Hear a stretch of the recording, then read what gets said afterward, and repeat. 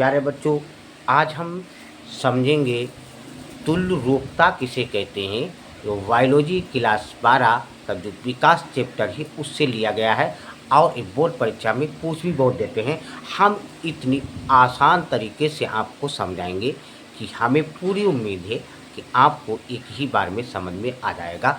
तो अब हम आपको समझा रहे हैं, तो उदाहरण दे रहे हैं जैसे बस और ट्रेन। तो बस और ट्रेन को समझ लेंगे, आपको ऑटोमेटिक ये सब याद हो जाएगा कि तुल्य रूप अंग क्या है या तुल्य रूपता किसे कहते हैं।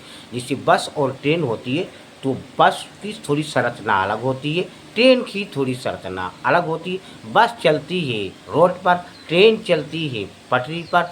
बस का काम है बच्चे हों, बूढ़े हों, जवान हों, यानी सवारी को ढोना।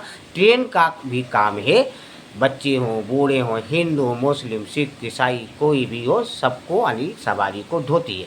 तो क्या पता चला कि ट्रेन की जो उत्पत्ति होती बनाई जाती वो थोड़े अलग तरीके से, ऐसे बस जो बनाई जाती वो थोड़ी अलग तरीके से, लेकिन कार दोनों का एक ही है, काम दोनों का एक ही है। ऐसे ही जो तुल्य रूप अंग होते हैं, तो कुछ जीव होते हैं, तो जीवों के कुछ ऐसे अंग होते हैं जिनकी उत्पत्ति, जिनकी मूल रचना, संरचना अलग अलग होती है, लेकिन कार्य एक ही होता है। तुल्य रूप अंग कहलाते हैं या तुल्य रूपता कहते हैं। आपके समझ में आ गया होगा। अब जैसे उदाहरण, जैसे पक्षी के पंख होते हैं या तितली के पंख होते हैं, तो इनकी उत्पत्ति और संरचना में थोड़ा अंतर होता है, बनावट में थोड़ा अंतर होता है, लेकिन दोनों का कार्य क्या है? दोनों का कार्य है उड़ना। जैसे ट्रेन और बस दोनों का कार्य था सवारी को ढोना, इसी तरीके से इनके दोनों पंखों का कार्य है उड़ना।